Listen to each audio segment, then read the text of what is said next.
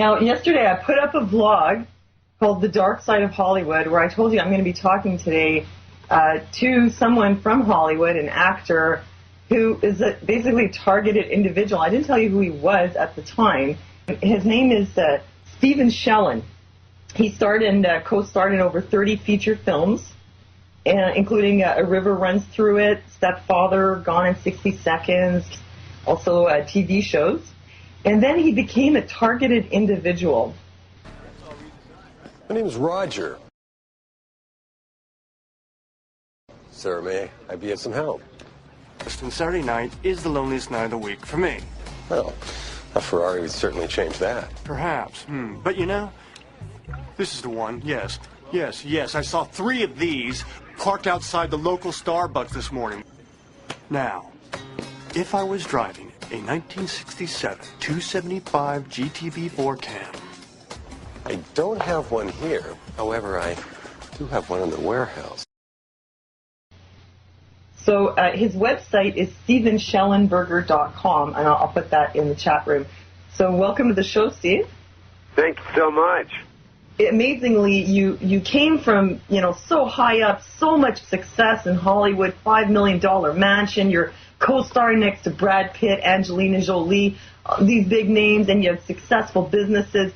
And by being a targeted individual, I mean, you basically lost everything, material, but you didn't lose yourself. You didn't lose your sense of humor. You're just an awesome guy. Oh, thanks. Yeah, everything you went through. So, today we're going to talk a bit about what you did go through. Okay. Let's start out. Do you want to tell us a little bit about how this started, and then we'll talk a bit more about. Yeah, it's hard to trace it back, and I'm guilty also of being in the Hollywood bubble. I discovered I love the art and the craft of acting, and then I started taking it very serious, and then my career sort of blossomed after that, and I had a bar, and I started a theater company in a bar, and Sean did his play in my bar, and Sean, Madonna, Demi, who I used to know, Demi Moore, and anyway, all these different people would come to my bar, and I can promise you, I can swear on my life, that guy, Joe Cerno, who also created 24, he's a puppet for these same creeps that do this stuff. I tried to have a conversation with him. This is when I was homeless, and I'm suddenly offered a TV show after being homeless, living on the street, and I'm suddenly given a limousine, given a dressing room, being treated like I'm the star of the show along with Peter Wilson for 4 episodes, and it was like, well, where'd this come from? It was all designed just to mess with my head, and that guy sat down next to me and said, so you've got all these people fooled, but we know who you are, and we're going to keep working on you, or something to that effect. Well, that was and that guy gets his information. He's best friends with the Bush family. He gets his information right from the source. That's why he's able to write, stuff about Section, which is essentially the CIA and mind programming.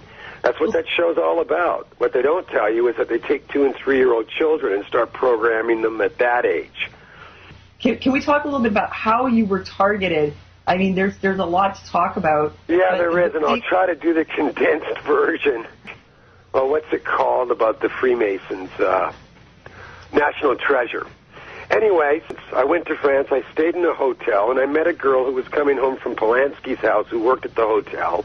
I had sex with her, and she became pregnant within a month. I married her, and then 5 years later, she admitted to being a prostitute, and I went to the police and tried to find out what was going on, and then that's when the targeting started. 15 years ago, my children are stolen from me, and rather than people being sympathetic or empathetic towards me about what had happened, I was across the board blacklisted, harassed, had bans, matching license plates following me through 3 different states.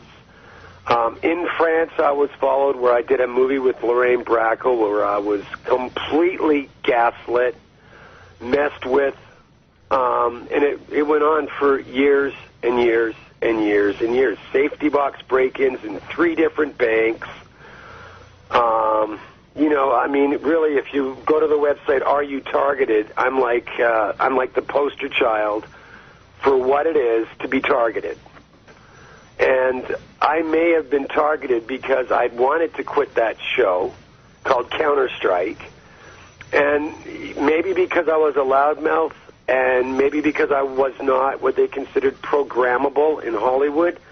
So the root of why I was targeted and who's really behind my targeting, COINTELPRO, who can get in your bank safety boxes? Is it just one angry person? I doubt it. So, Steve, she came into your life after you were talking about quitting the show, and that's kind of... No, she came in, yeah, I guess you're right. Yeah, right she probably did. It's been, 20 years, but yeah, I think she did come in my life around the same time that It might have had something to do with that. I mean, you don't really know exactly what you did. It might have had something to do with that show. It might have just been that you were not controllable the way other people were. You told me you were always really open book.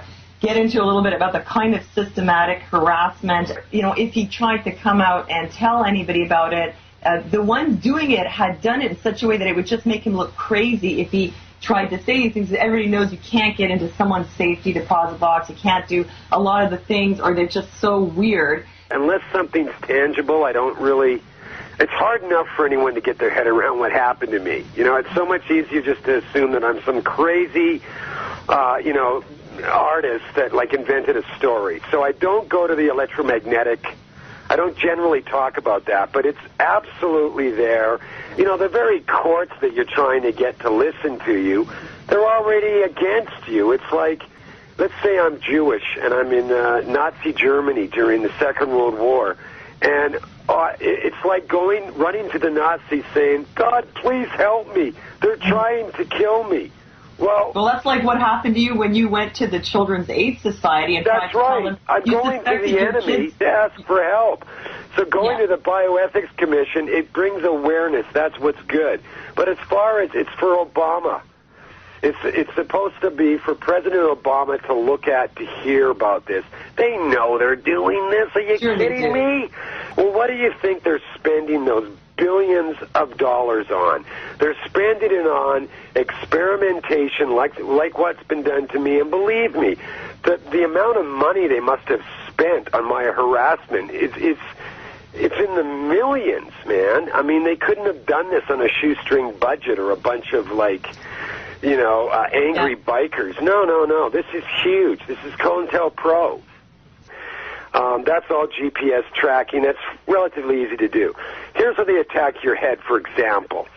You're staying someplace, and you get locks and double padlocks, and you're already somewhat paranoid. Everyone thinks you're a drug addict, or they think you're mentally ill. So you're hiding out, and I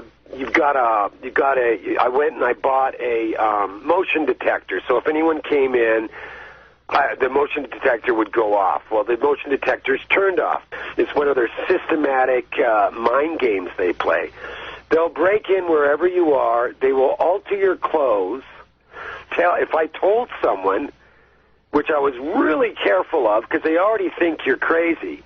So you're sort of like, it's like being in a prison. You're handcuffed. You're not, if you tell someone, hey man, they're coming in my place and they're altering my clothes to mess with my head.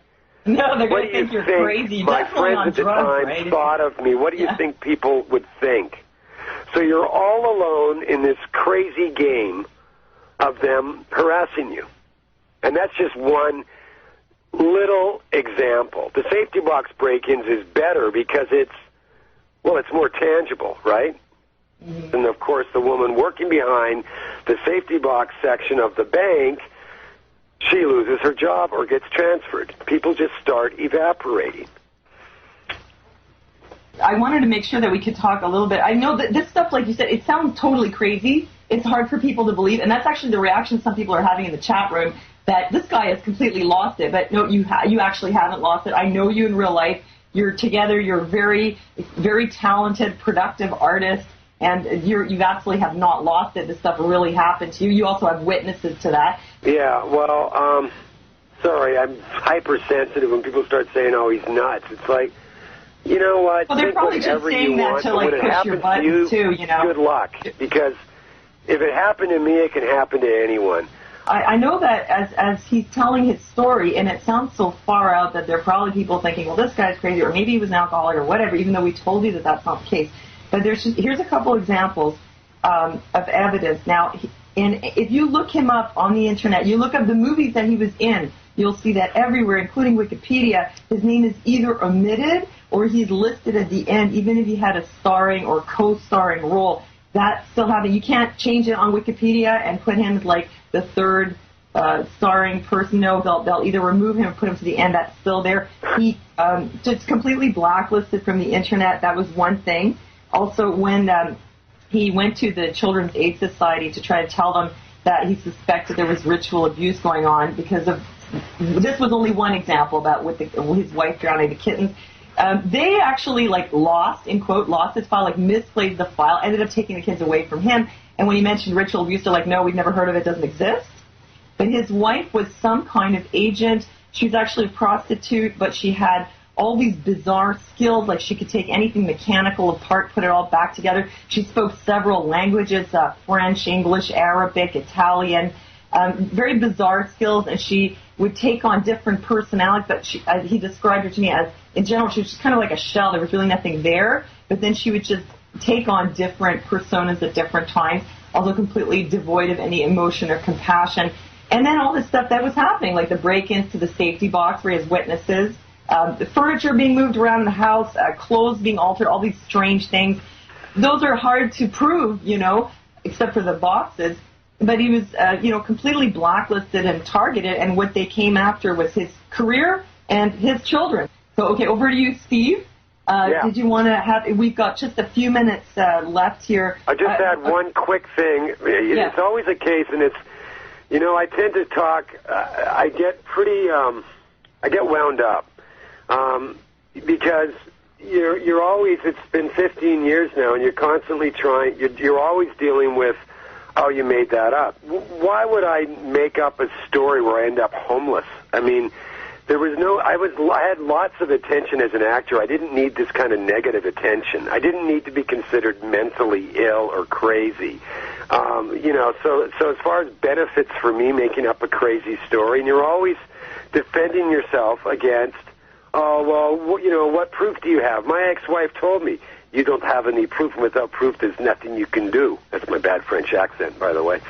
And I'm the only actor, and I'm surrounded by people that supposedly work for NSA, CIA, CSIS, and I say, well, why didn't you just kill me when you had a chance? And they giggle and say, well, no, our job is to isolate and discredit. We couldn't kill you. And that's what they've done. Okay, well, thanks. You did a good job of that. Then I'm watching Spy Game because Redford and Brad Pitt are in it. And in the movie, there's a point where Redford turns to Brad Pitt's character and says, no, our job in the CIA now is to isolate and discredit. And I'm like, wow, bingo. Ain't that the truth, Well, it goes, the story that you told me and what you told us just now, it just goes to show how extensive this is, how systematic it is, how cleverly done it is, too, that they've done it in such a way that if you try to even tell people about it, you just look crazy.